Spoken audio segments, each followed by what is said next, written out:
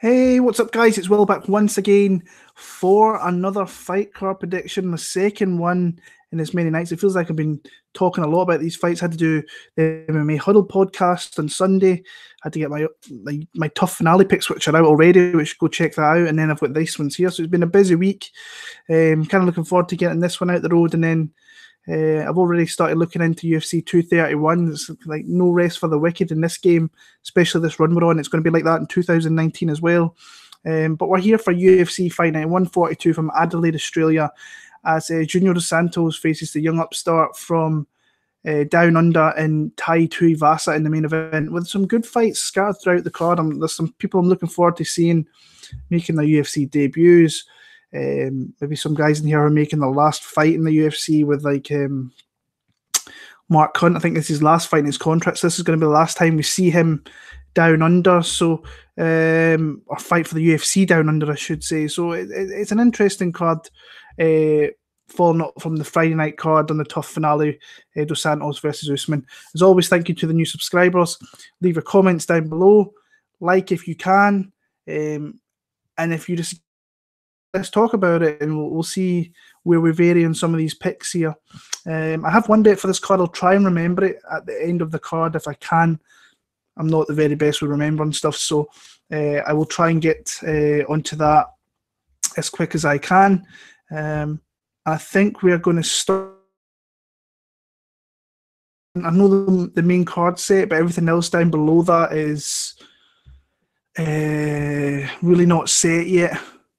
But I think we're going to start off in the flyweight division with Elias Garcia stepping in late notice, on short notice, I should probably say, against Kai Kara-France, a new debuting fighter from Down Under. We'll start with a newcomer. We'll start with Kai Kara-France. He might be a guy that you recognise a little bit from the tough show. He did fight a way back on the flyweight season. I think it was the whole champion season that they did there. And he's a guy that I've had my eye on for a long time. He's still a young guy. He's only 25 years old. Comes out of predominantly, I think, Tiger Muay Thai over there in Thailand. So you kind of know where I'm going with that. He's got submissions on his record, but he is a striker.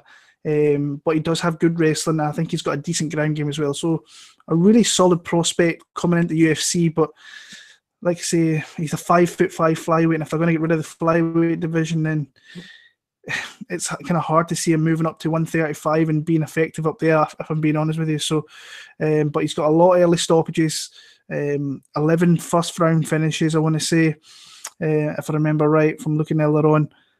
Like I said, good wrestling, solid ground game, but on his hands is where his skills kind of peak for himself.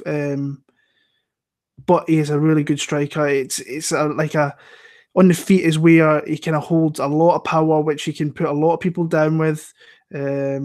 Super explosive. Combinations are good. Footwork is good. Never keeps his head in the centre line.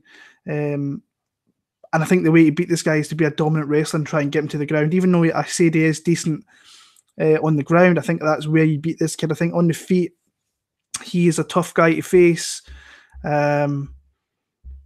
But I think he's got a fairly decent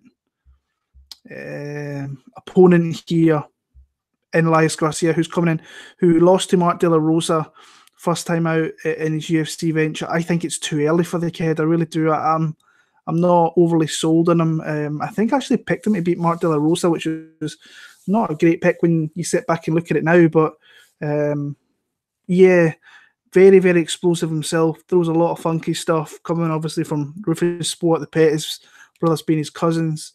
He's a guy that I like the fact that he comes from a solid gym. Anytime you get a new guy coming into the UFC from a gym like that, you're always learning from good guys, whether it be your wrestling, your striking, your jiu-jitsu, and so on. They've got good people in that camp, headed by Duke Rufus, obviously. I just think it's a good fight for Kai Kara-France to really get his feet settled into the UFC, try and get out there and maybe show his skills off. I think he will dominate pretty much on the feet, but I think Garcia will try and kind of throw some funky stuff his way. But I just think that Kai Kara-France is going to be too good for him. And honestly, I think he comes in here and I think he rolls pretty easily. I don't want to say easily because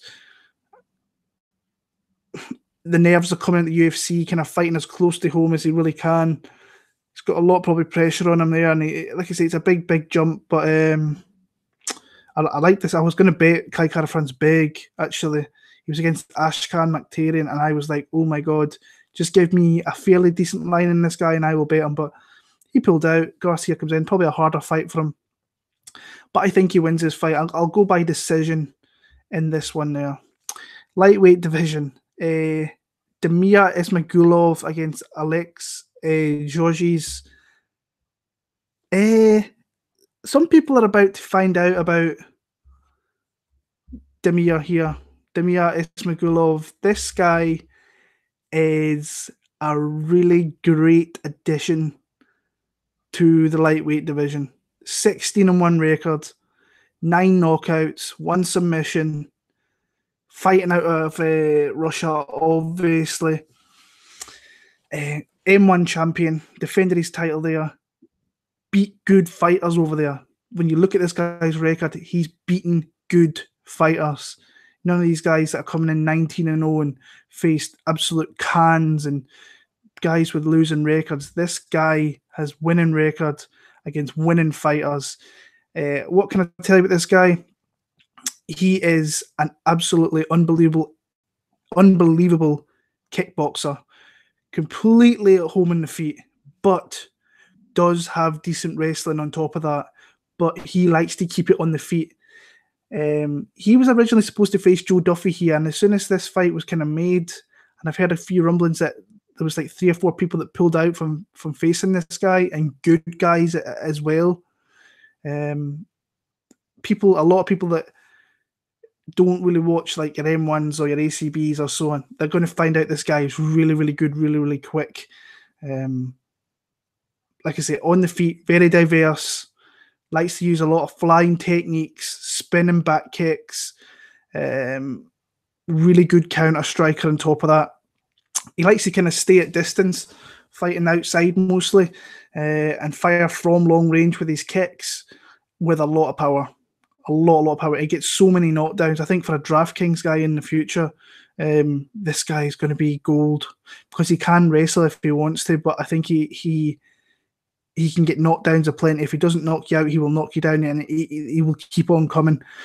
He's got Alex Gorgees here, who's, I don't want to disrespect the guy, but he's not fought anywhere near the level of what Ismagulov has. 7-0 record, so he's undefeated. And most of his wins are, well, not I was going to say by TKO, but it's kind of mixed. It's kind of mixed, half submissions with half TKOs with some decisions in there as well. Most of them coming in the first round, and against guys like 16-14 records, 6-1, 0-6-0. This is in the last year. And then he's got Damir here, who's been fighting guys over in M1, defending his belt against guys that are like 22-10, 18-4, 13-2, good 16-3, good record fighters. There's not many guys in there with 0-0 records or like 8-12 records. He's beating good local fighters coming out of Russia, who are just beasts, and we don't know all too much kind of about him, but people are going to know about him. I'm going to go Damir Ismagulov to win via knockout in the very first round. I think he's going to come out here, be too fast, be too good, and just absolutely put it on Alex Gorgees here. So Damir via round 1 TKO. Keita Nakamura against Salim Touari. I'm kind of on the fence here with not on the fence. I'm kind of of the mindset, I should say, that Salim, I don't think he's a UFC caliber fighter. I don't think wouldn't surprise me if we don't see this guy around after this fight.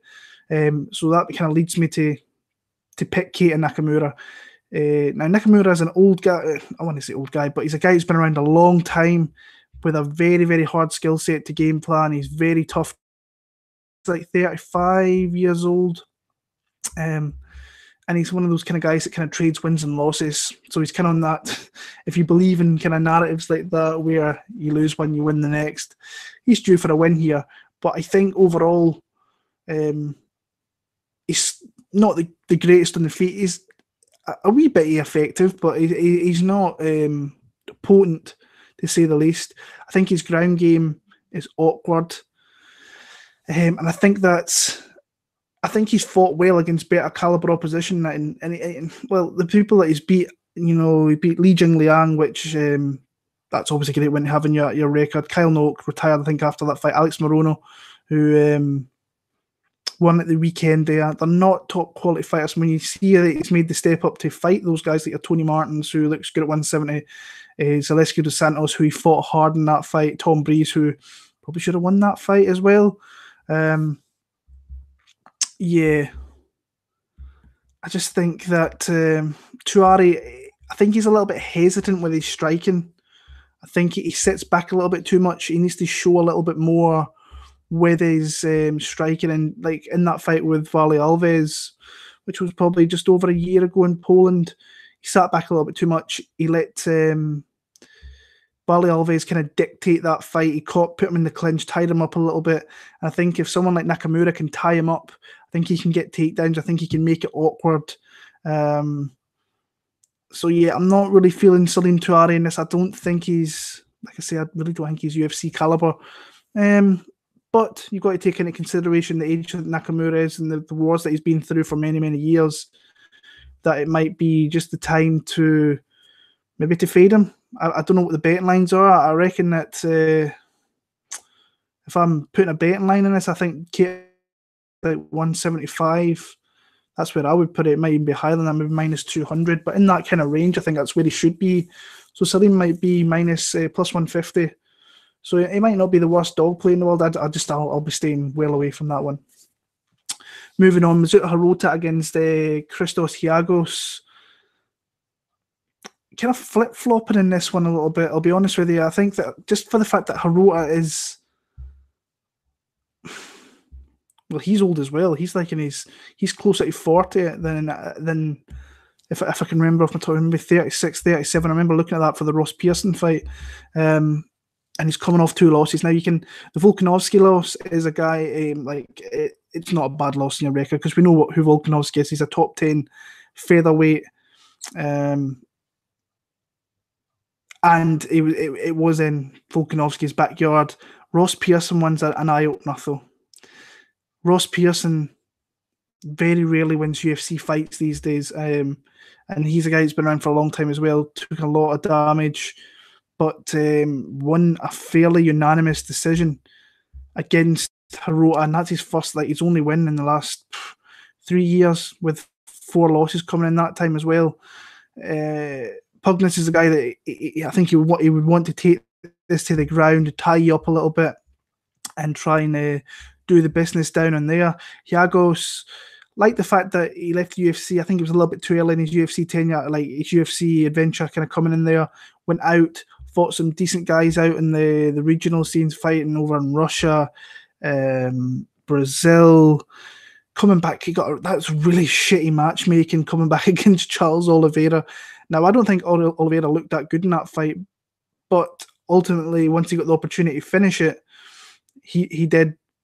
I don't want to say easily, but he found, we kind of knew if that went to the ground, he would submit him. So he's got power, and that could show against Hirota.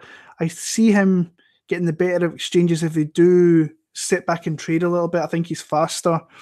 I do think he's got more power. I think he throws leg kicks more. I just think Hirota will want to get a hold of him, try and put him against the cage, dirty box him up, potentially look for takedowns. I just think Giagos... Yeah, I think Giagos will win the fight. This one's been kind of bugging me a little bit because Hirota's never easy to look good against. And Giagos, although I think solid... Is this maybe his easiest fight in the UFC for Giagos? Josh Emmett, Chris Wade. Has he won a UFC fight? Oliveira. Yeah, I think he won against a guy called Oliveira. I can't remember. I think I watched that fight. Oh, I did watch that fight. He won by a submission. Yeah. Sorry, it's late at night for a long day. I've been in hospitals with my daughter and everything, doing some bits and pieces. So, try to remember a few things. Giagos, I'm going to pick him via decision. Hirota is hard to get out of there. I think he will start to fade later on in the fight. I think Giagos will come on stronger later in the fight. So, Christos, Giagos via decision there. Moving on, flyweight division. This is an interesting bout. Wilson Hayes against Ben Nguyen. I've been flip-flopping in this a little bit. Initially, my pick was Wilson Hayes. And I've come to the conclusion that I actually like Ben Nguyen more in this fight. I think that, we all know what Wilson Hayes' kind of path to victory is in this fight here. He wants to get it to the ground and look for submissions. And we have seen in the past that Ben Nguyen has been submitted, but we've also seen that he's submitted guys as well.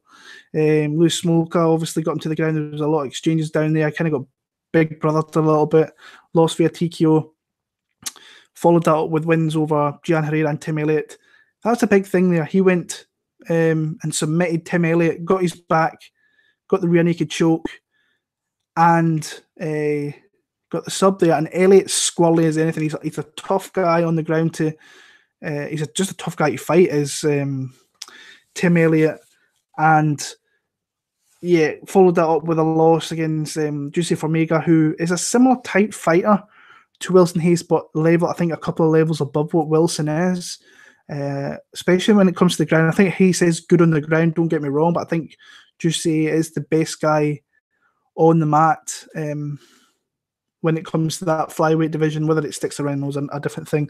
But like Wilson, this is a massive fight for Wilson here, who, if he doesn't win this fight, you struggle to see him really being kept around. He's coming into his mid-30s. He's already lost his last 3 fights, albeit to the, like 3 of the best guys maybe in the division, or top 10 guys obviously in the division, with Demetrius Johnson, GOAT, Henry Cejudo, Braga, former title challenger. So, and that was a close fight. He could have got the nod in that when he was in Arizona. He was in Moraga's backyard. I thought Moraga won that fight personally. I've seen a few people call for a Wilson Hayes win there. And I don't disagree. I thought it was closer than it shouldn't have been a unanimous. I thought it should have been a split in that one with his wins over Dustin Ortiz. Never easy to look good against Dustin Ortiz. Submitted Hector Sandoval, beat Ilka Sasaki. I think Ben Nguyen, sorry. It's just, I think he's quicker on the feet. I think if he puts his combinations together well and doesn't stand, I think if he can pivot off and kind of come from different angles, I think he can put down Wilson Hayes. And I think he's the more powerful striker. I actually think he's the more powerful guy. Where I think that Wilson Hayes will look to get in close, try somehow to get this to the ground. He's a guy that's in the past, if you watch some of his earlier fights, guy that uses the single leg to kind of get it to the ground. And that's where I think he will try and do that. I don't think Ben Nguyen's going to give him the opportunity to do it. I think that he's going to be hit too hard. I think he's going to, at some point, put Wilson Hayes down. I think he could stop him here. So, yeah, I'll go Ben Nguyen via TKO. I'll go early round number... I'll go late round 2. I was going to go early 3, but round 2, I think he catches Wilson Hayes on the bottom, puts him down. I think that'll be the last we see of Wilson in the UFC as well. Welterweight division, Yushin Okami against Alexey Kunchenko. I'm all over Alexey Kunchenko in this fight. I think that this is an easier fight. This is an easier fight than his UFC debut. I remember watching that fight. I was kind of sweating because I did bet Kunchenko, but when I went back and watched against Thiago Alves, I think he looked better than I initially thought, and he pretty much dominated. I don't want to say dominated. I think there was aspects in the early part of that fight where Alves was successful, but looked comfortable. Didn't panic when Thiago was landing strikes, and looked composed. Looked like the guy who's undefeated is like 18-0, maybe 19-0 he is now. But his record speaks for itself. You don't come out of Russia, the amount of fights that guy had, facing bad fighters, and not be a good fighter. good solid kickboxer, crisp combination striking with lethal ground and pound, and he's a finisher, capable of going long in fights as well. So I think he's a tough matchup for a lot of guys in that division. I don't think that Okami is going to bring him anything he hasn't already seen. Okami's oh geez, what age is Okami now? It feels like I've been watching Yushin Okami for years. How old is he? 37. Quite a lot of old guys in this this card when I sit back and look at it. But he's making the move back down to welterweight after initially coming in against. Oh no, he fought Diego Lima. I keep forgetting about fights tonight. Obviously came back into the UFC against OSP, flown through choke in the first round, and then just kind of big brothered on Diego Lima in that fight back in April. A lot of fights. He's closing on 50 fights, fought the best guys, fought some good guys outside of the UFC as well. I just think Kunchenko's a really safe lock in this card and will probably be my most confident pick of the entire card. So I'm going to go Alexey Kunchenko via knockout. I think he stops him, gets him to the ground on pound, like Alistair Overeem type ground and pound for last week, and gets a stoppage. If not, 30-26, I think, across the board. I just don't see where Okami gives him too many problems here. I think Kunchenko rolls on and has himself a big 2019 as well. Suman Mokhtarian against Sodiq Yusuf, Super Sodiq Yusuf. Looking forward to seeing Yusuf. And he's got an opponent here who I think I don't want to say he's bad, but I just think he's still a little bit green. We saw him in the toss show. I think was it Tyler Diamond he lost to on that card, I want to say. I went back and watched that fight, so I'm having a mare of remembering fights tonight. So yeah, but when you look at Suman, he's a guy that I think he runs his own promotion in Australia. He puts a lot of time into that with his brother. I think I want to say he's going out with Nadia Kassem, who's another UFC fighter that is on here. But like, I think his best win is against like a 5-2 guy. There's 0-0 records in there. There's 0-3 records. A couple of them. So it's like, this is definitely a step up from anything that he's ever faced. Sodiq Yusuf, big striker. I think he's got big power. We saw that, if you know, like obviously I'm over here in Europe and the UK, he knocked out Dylan Tuke with some massive shots. And that's coming back after a loss. He got taken out. You can go on UFC Fight Pass to Titan 47, where he was fighting and got slammed and knocked out with punches. But the guy's got some heavy power. He beat Mike Davis very convincingly on the Dana White Contender Series back in the summer, and introduced himself very well, I thought. You can go back and you can watch the Victory FC fights over Chuckle Willis, Devin Turner as well. I watched them ones where he won in the second round. For me, I think Suman wants to get this to the ground. He's a guy that has won the majority of his fights via submission, twisters and all types of things, triangle chokes. I think on the feet, I think Sodiq will be faster. I think he will put his combinations together. I think that he will be the first to the punch. I think Suman can take a fair few hits. I will say that. He took a fair bit of damage in that fight in Ultimate Fighter.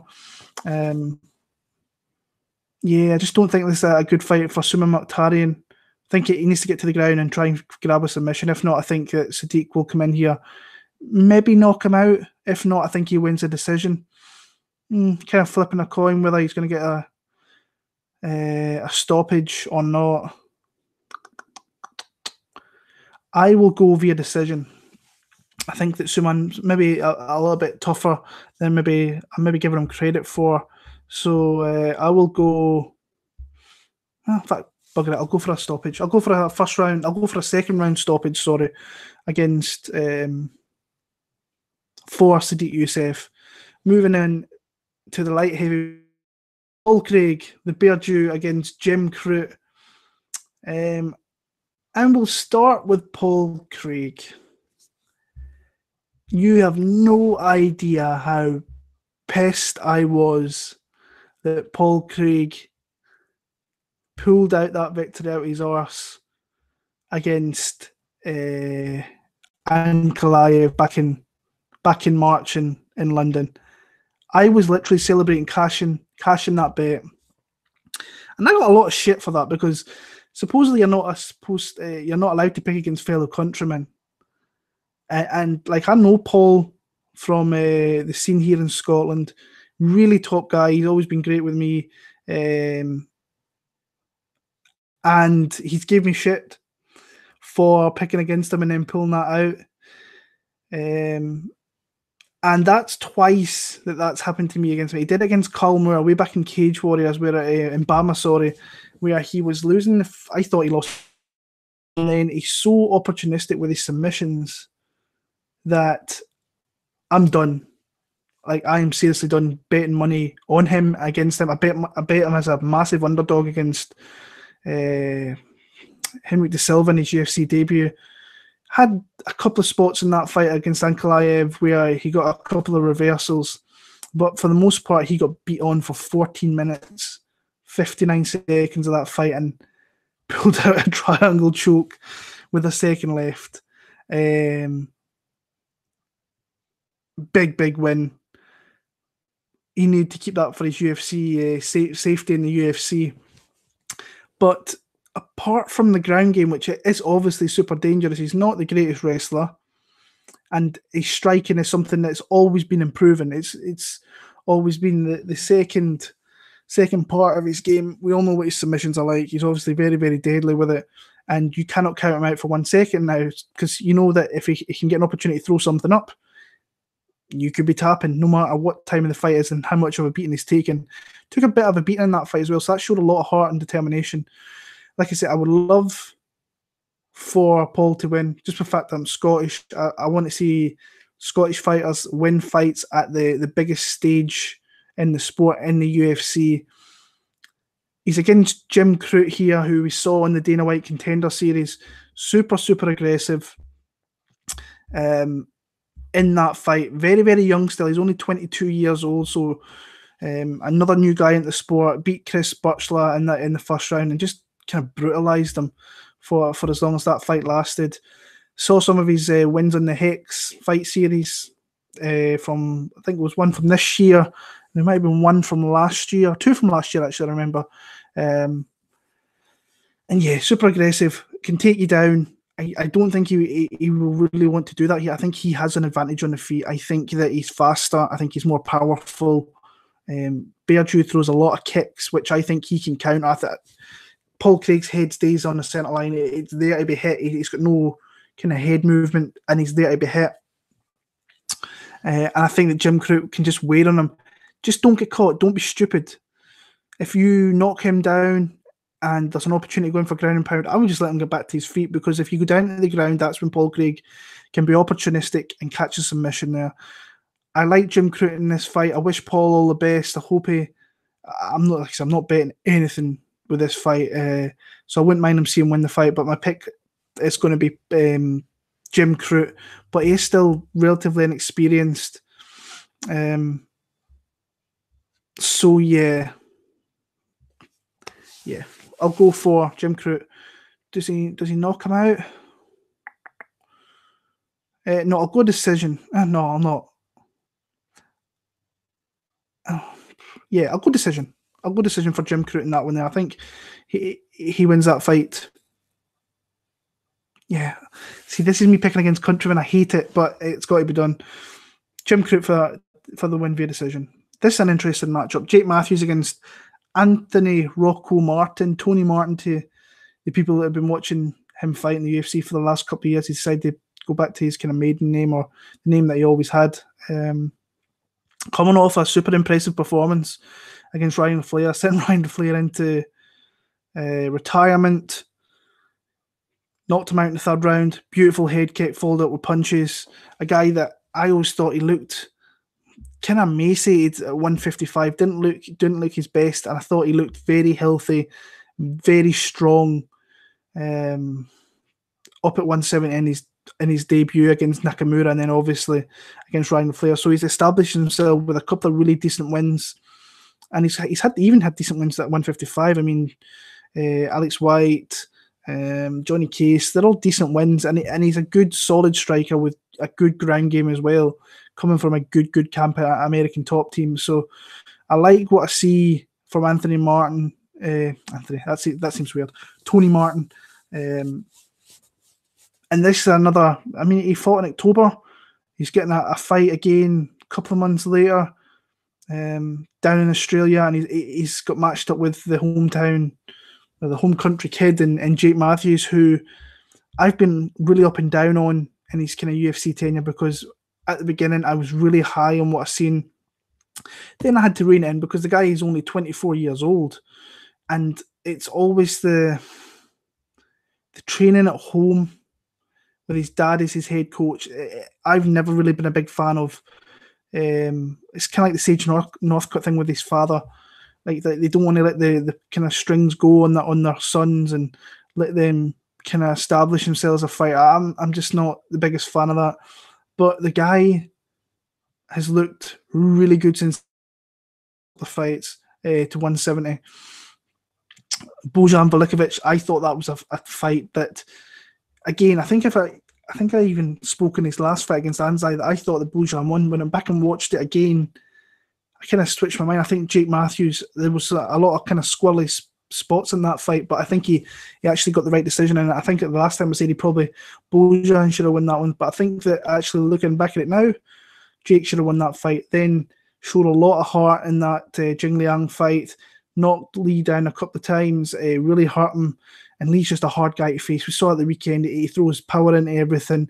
He's got a gas tank that comes at you. And Jake managed to kind of handle that, win the fight of the night bonus out of it as well. And then got a beautiful rear naked choke win over Shinzo Anzai, who comes out there throwing leather as well. Got him to the ground and just kind of dominated from there. Interesting to see where this fight takes place and what he would like to do. I think he's a very strong kid, is Jake Matthews, and he looks like he's filled into that division very, very well. On the feet, I would give Anthony, I think that he's a more crisper striker, but I think that Jake's maybe the more powerful striker. Grappling-wise, I think that Tony is a decent wrestler, where I think that Jake's wrestling is always been something that's improving, but I think he's a big kid. And he's a tough lump to kind of get off you as well. I'm going to go Jake Matthews in a very, very close split decision win here. I think fighting at home, I think he will get, I don't know, it's a tough fight for me to call. I've been on Twitter for the last 20 odd hours or 24 hours. I've seen some people on Tony Martin. I think that Jake Matthews, it's a tough fight to call. I'm going to pick Jake Matthews for a split decision, but it's going to be a non-confident pick because I respect the game of Tony Martin quite a bit. And anybody with a surname like Martin, you've always got to watch out for people like that. So, only joking, but still, Jake Matthews, split decision win there in a very, very close contested fight. I think this has been moved to the co-main event of the night. Looking earlier on, so I'm going to go with the heavyweight bout first. I'm going to go with Mark Hunt against Justin Willis. I got burned back in Russia with Mark Hunt against Alexey Oleinik. I got super confident in him, and ultimately, I think he had a staph infection getting into that fight. There was a couple of marks on him, and it looked like staph, but still, nonetheless, he really didn't show kind of much fight when Alexey got the opportunity to get that fight to the ground. He kind of rolled up and he tapped fairly quick, but he probably must have realised that Alexey was never going to get off him. He's got too tight a squeeze and tapped out to a submission there. But I think he's got a good opponent, a tough opponent to finish his UFC tenure here in Justin Willis. I think Justin, when you watch his fights, I mean, and the caliber of his opponent, this is a big step up from who he's been facing. James Mulheron, not in the UFC, not a great fighter. Alan Crowder, down at light heavyweight was a blown up heavyweight. Chase Sherman, so hittable. It's not even funny. And when I was watching that fight with Justin Willis, I had him in DraftKings pretty heavy, and he could have finished. He really could have finished Chase Sherman in that one. And towards the end of the fight, just kind of sat back and left a little bit of a sour taste in my mouth, because I think I did really well that card. And I think if he did better, I think I would have been close to winning some GPPs and stuff. But yeah, solid fighter. Comes from a great camp out there in California. Great people to spar with. I think he spars quite a lot with Darren Wynn, who fought in that Golden Boy MMA, the Chuck Liddell thing last week, which was horrible to watch. DC, obviously. Big guy that cuts down to 265, so he'll probably be close to 300 pounds by kind of fight time out over there in Australia. For me, I think is he going to take down? Is he going to want to take down Mark Hunt, which I think would be a smart thing to do. If this stays a standing fight, I think you have to favour Mark Hunt, in my opinion. I think Willis shows off a nice jab. He obviously has power, so he could hit the chin of Mark Hunt and put him down. Mark Hunt could absolutely do the same. I'm going to pick Mark Hunt. Yeah, I think this might be kind of similar. Maybe a little bit different, but similar to the Pavlovich thing from last week. There's that step up an opponent that you need to have, and especially if it's a striking fight. Mark Hunt has won so many striking affairs. You know how, and you can lay on him and keep him there, but he's shown in the past he's got a fairly decent get-up game as well. At times against certain guys. But if this becomes a striking fight down in Australia, I'm favouring Mark Hunt. I'm surprised that I saw him at underdog odds. I want to see if he can I don't think he's there anymore. I want to see if he gets back there, then I might just bet him. Possibly. I think he's like they're minus 115 a piece. I remember looking earlier on today, back about 12 hours ago, and seeing that. I'm going to go Mark Hunt via. Does he knock him out? Yeah, I'll go knockout. I'll go walk-off knockout. Why not? Just for one last time. Walk-off KO for Mark Hunt there. So this, I believe, is the co-main event. This has got moved up. Tyson Pedro, Mauricio Shogun, I hate this fight for Shogun. I think it's a bad matchup. I think the UFC are trying to get like these young guys in the light heavyweight division wins. And not saying that Shogun can't win, because I mean he's only lost like one fight in 3 years, but it was pretty vicious against Anthony Smith back in Germany earlier on the year. The guy just can't take a shot anymore. His chin is done. He's very shot worn, but he's still super dangerous. Shogun's always going to be dangerous in the fight, but he takes his defense is completely done now. He's like 37, 30 years old guy, and especially fighting these young pups who are big, physical specimens like what Tyson Pedro is. Now Tyson Pedro's not the greatest fight. I think his fight IQ kind of stinks a little bit in some aspects. But yeah, like I say, Shogun coming off that loss, 3 wins before that. Volante knocking him out, which was pretty special down in Brazil. Corey Anderson, which is always a fairly decent win having your record, and Little Nog as well. Tyson Pedro showed some real signs of bad fight IQ in that fight with OSP last time out. I mean, his 2 losses are to 2 guys on the periphery of that top 5 of that division. OSP, Ilir Latifi. And you can see like he had opportunities in that fight with OSP, caught him with a couple of strikes, but then OSP caught him with a straight armbar and submitted him, beat Saparov. So the kid's powerful. He's got some technique there. We've seen with some of his submissions and some of his knockouts that he's got some big kill power and like short shots with elbows and so on. And he's got a lot of kind of technique with his submissions as well. He's still very, very young in the sport, like 7-2. I really want to pick Like, you've no idea how much I want to pick Shogun. And I picked him against Anthony Smith. And I realised pretty quick in that fight, I thought, oh, that's a bad pick. I think the nostalgia in me kind of got the better of me a little bit. And yeah, I'm going to go Tyson Pedro via knockout, submission, knockout. I think he gets him to the ground. I think he hits him with some ground and pound. Now, Shogun's always dangerous. He's a guy that's had submissions in the past as well. I'm going to go Tyson Pedro to win this fight here via stoppage at some part of the fight. Probably TKO. I'm going to go with there. But like I say, I'm hoping for Shogun to come out there and just make me look stupid. And I wouldn't mind that in the slightest, because Shogun's one of the GOATs, in my opinion. A legend. And the main event of the night. This is my bet of the night. And I'll get to that at the end of the fight here. Junior Sagano de Santos against Tai Tuivasa. Now, I don't know how you can't like the personality of Tai Tuivasa. Like, every second word's a swear word, which is pretty prominent over here in Scotland as well. You hear a lot of that. Every kind of second word's a swear word. Yeah, but this is another massive step up. It really is a massive step up from Silaska. To be fair, he handled, even though the fight wasn't great, he handled Andrei Arlovsky fairly convincingly, took a few blows, got a couple of little cuts. But the guy's got some big power, and he's pretty, I don't want to say he's athletic. Maybe the flying knee against Rashad Coulter was athletic, but very unpredictable with his strikes.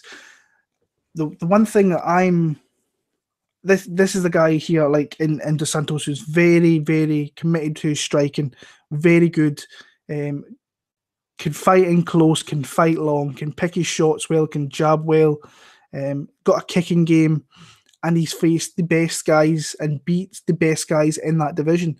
He's a UFC Hall of Famer. I stayed on the MMA Huddle last night. I actually think he's my favourite heavyweight all time. I've always loved watching Dos Santos. I always get pumped up watching Junior Dos Santos.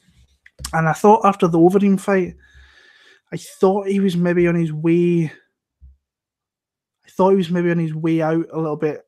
Now, he did get hit with a shot, and I still think the chin, that he took a lot of damage as well. Let's not get that twisted. He's taken a shed load of damage. Velasquez, Miocic, those knockouts were horrid, and those fights took a lot out of him as well. But he beat Miocic and he beat Velasquez, two of the best heavyweights of all time.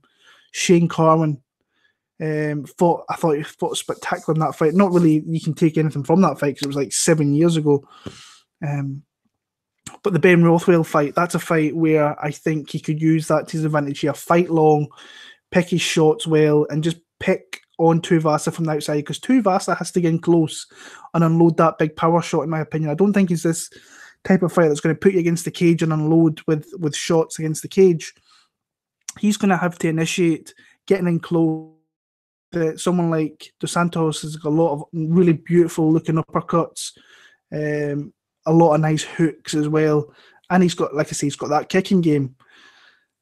Coming back after, I think it was a year off against Blagoy, really just dominated him the entire fight. And this is kind of how I see this fight going here. I think he outclasses.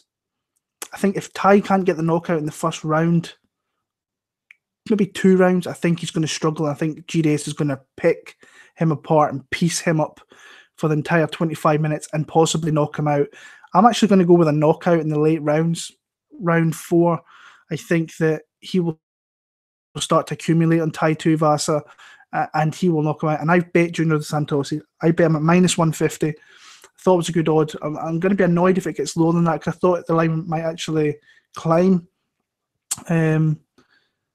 But it looks like it's kind of staying around that -150. So I'd be happy if it stays there and doesn't get any lower. But yeah, I'm going to go Junior Dos Santos with a knockout in round 4 or round 5 there. So yeah, that is my picks here for UFC Adelaide. Next week we've got UFC 231. Brian Ortega against Max Holloway. Just make it to fight time. That's all I'm asking for. I want to see that fight bad. Hopefully Max can get that weight cut on point and get down there healthy after he scares Valentina Shevchenko, Joanna Jacek. I think that betting line's off. a long way off. But yeah, I'll be back for that maybe Sunday. No, maybe give myself the extra day and come back next Monday to watch some fights, because there's quite a lot of fights to watch in that card. I've watched what to do yet. So yeah, until next week, guys, leave your comments below. Let me know your bets, so on and so on. Until then, take care, all the best, and I appreciate you watching. Thank you.